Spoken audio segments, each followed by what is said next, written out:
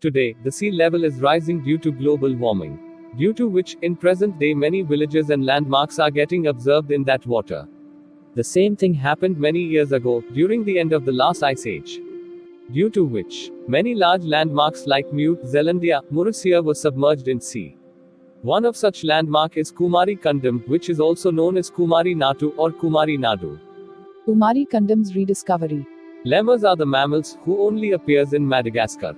But after getting fossils of an animal in India which is very similar to lemurs, zoologist Philip Sclater proposed a theory that once upon a time there used to be a large landmass in Indian Ocean which connected India to Madagascar, later subsequently sank beneath the ocean.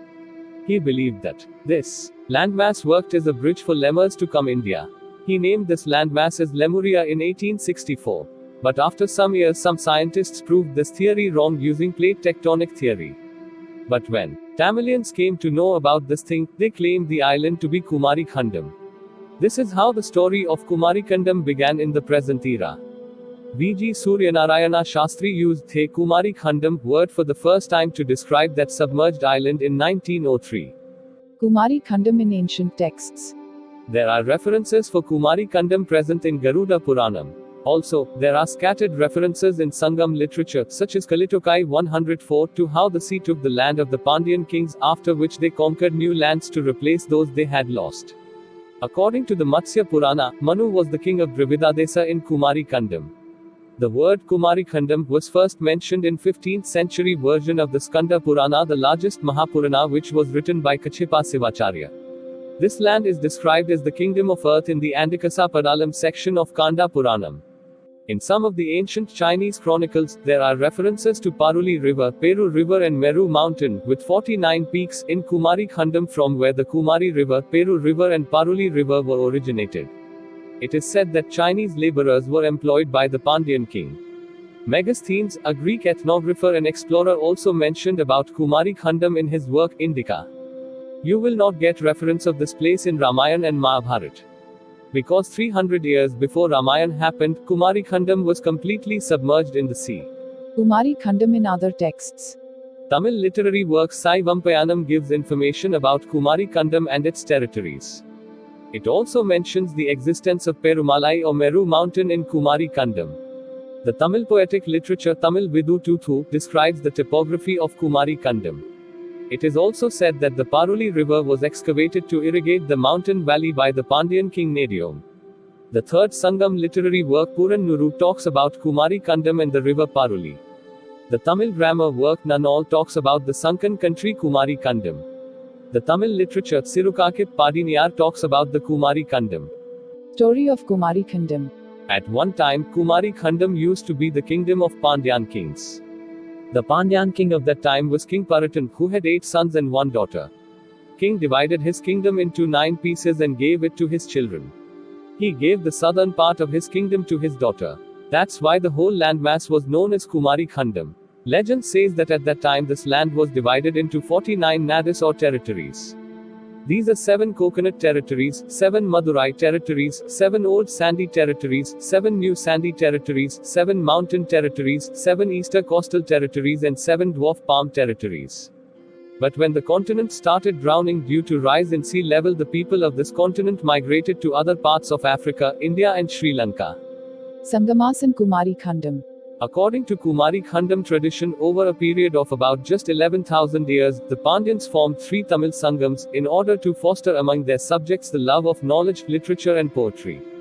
These Sangams were the fountainhead of Tamil culture and their principal concern was the perfection of the Tamil language and literature. The first Sangam took place in 9000 BCE, where 4449 poets, 549 members, 89 Pandyan kings, Lord Siva, Kumara Swami, Kubera and Agastya Muni participated. The Sangam lasted for 440 years and named as Muttarakanakam. The Sangam is described as having been held at the Pandyan king's capital city, then Madurai, which means southern Madurai, which was submerged in the sea. The second Sangam held at Kapatapuram of Kumarikhandam, where 3,700 poets, 559 members and 59 Pandyan kings participated. The Sangam lasted for 370 years. The Sangam named is Indram Kanikam. The last Sangam, which is third Sangam held at present-day Madurai of India, where 449 poets, 49 members and 49 kings participated. The Sangam named is Kate Kanikam. Mammals of Kumarikkandam. Kumarikkandam was home to many extinct species of animals. Many extinct animals like woolly mammoths, unicorns once existed on this land.